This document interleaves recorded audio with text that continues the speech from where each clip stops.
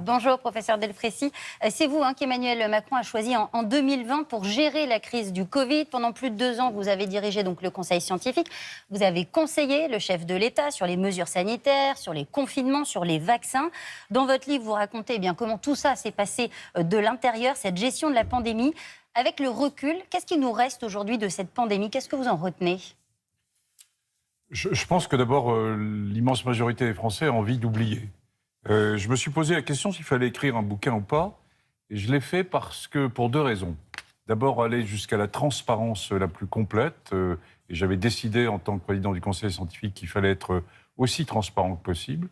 Et puis ensuite, il y a un devoir aussi quand même on vient de vivre une crise extraordinaire. Enfin, un confinement, 2 confinements, 3 confinements.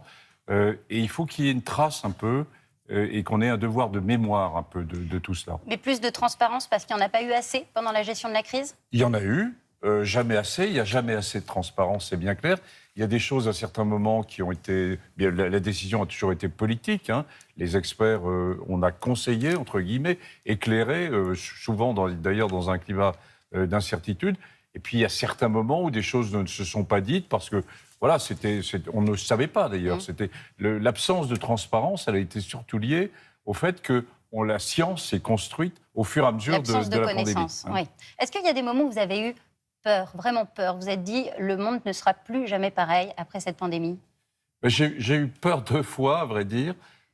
Juste le lendemain du confinement, j'étais sur mon balcon à Paris le soir et je me suis dit, mais mon Dieu, qu'est-ce qu'on a conseillé quand j'ai vu ce Paris totalement vide? C'était en mars 2020. Et puis, en avril 2020, nos projections avaient prévu que le confinement très dur qui avait été réalisé devait casser la courbe. Et c'était le moment où, vous savez, il y avait les trains partaient de Paris pour transférer les patients à Bordeaux, à Rennes. Et je voyais la courbe qui ne se cassait pas. Et je me suis dit, est-ce qu'on ne s'est pas trompé? Et en fait, la courbe s'est cassée. C'est-à-dire le fait que les contaminations s'étaient arrêtées, s'est cassé 2 jours plus tard. C'est-à-dire que vous n'avez pas de regrets, par exemple, sur ce confinement lourd? J'ai beaucoup de regrets, ainsi que le conseil scientifique, bien sûr. Est-ce qu'on a tout fait bien? La réponse est non. On a essayé de faire au mieux, avec une certaine humilité, avec beaucoup d'incertitudes. Moi, je sais que je suis considéré un peu comme une sorte de garde-chourme qui vous a tous embêtés, pour ne pas dire autre chose, pendant 2 ans et demi.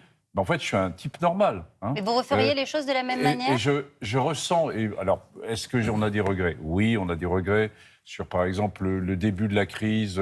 Est-ce qu'on n'aurait pas dû conseiller de porter, à défaut de masque, de se protéger avec des foulards ou des masques occasionnels? Probablement si. Est-ce qu'en juin 2020, est-ce qu'on n'aurait pas dû, dans les EHPAD, faire attention de ne pas privilégier la santé au nom de l'humanité? Probablement si aussi. Il y a eu beaucoup d'isolement ressenti quand même. Bien sûr, il y a eu beaucoup d'isolement. Mais inversement, je n'ai pas de regret d'avoir conseillé au président de la République de confiner.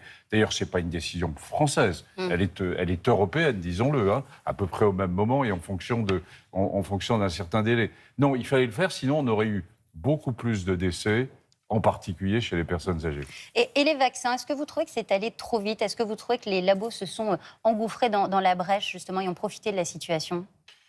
Écoutez, si on n'avait pas eu les vaccins, qu'est-ce qu'on entendrait? D'abord, on ne serait pas dans cette situation-là, puisque là, maintenant, on a une sorte de barrière qui est liée à la fois à la vaccination et à l'immunité vaccinale. C'est finalement une sorte de paradoxe.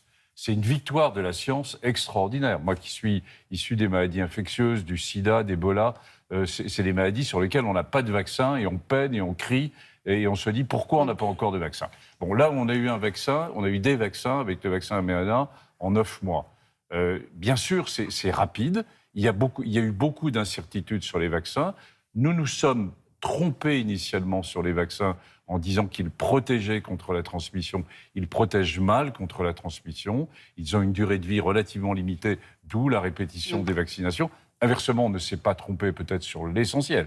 C'est-à-dire qu'ils protègent de façon très forte, puissante contre et les formes soutenue graves. contre les formes graves. À un moment dans votre livre, vous évoquez l'excessive confiance des autorités politiques françaises, à l'exception d'une personne, Agnès Buzyn, l'ancienne ministre de la Santé, alors qu'elle est beaucoup moins sympa que vous pour le coup dans son livre, puisqu'elle dit de vous que vous aimez aller dans le sens du vent. Elle vous accuse même de l'avoir mal conseillé. Qu'est-ce que vous lui répondez à Agnès Buzyn? Je réponds que je ne suis pas là pour être dans la polémique. Les Français, je pense d'ailleurs, en ont ras-le-bol de ces polémiques. Et puis, on est dans une temporalité différente. Madame Buzyn, médecin, ministre, démissionne de son poste le 17 février. Le conseil scientifique est nommé le 6 mars 2020 et il va travailler jusqu'au 31 juillet 2022. Donc on est dans autre chose. Le Covid, ce n'est pas seulement le début mars 2020, c'est 2 ans et demi. Je rappelle qu'il y a 185 000 décès en France, où la France d'ailleurs s'en sort plutôt bien par rapport aux autres grandes démocraties. La perte de durée de vie en France est de l'ordre de 3 mois. Je rappelle qu'elle est de moins 2,6 ans aux États-Unis, qui est le pays de l'innovation. Donc voilà, on est dans des temporalités différentes. Parmi les personnes qui vous ont entouré dans ce conseil scientifique, il y avait notamment Didier Raoult. Est-ce que c'était une erreur de le faire entrer au conseil scientifique ? Écoutez, je connaissais Didier Raoult depuis longtemps, parce qu'on finalement, on était un petit milieu dans le milieu scientifique en France. Il a produit des choses intéressantes à un temps donné. Je l'avais fait inviter à la réunion des scientifiques à l'Élysée. Et ensuite, j'avais demandé à ce qu'il rentre dans le conseil scientifique. Il y est resté 2 jours. Il pensait à l'époque avoir trouvé la solution avec l'hydroxychloroquine. J'aurais aimé qu'il ait eu raison. J'aurais aimé. Malheureusement, ce n'était pas le cas. C'est lui qui est parti. Dans votre livre, vous dites regretter de ne pas avoir ouvert le conseil scientifique aux citoyens. Qu'est-ce que ça aurait changé ? D'abord, il y avait une représentante de l'association ADT Quart-Monde.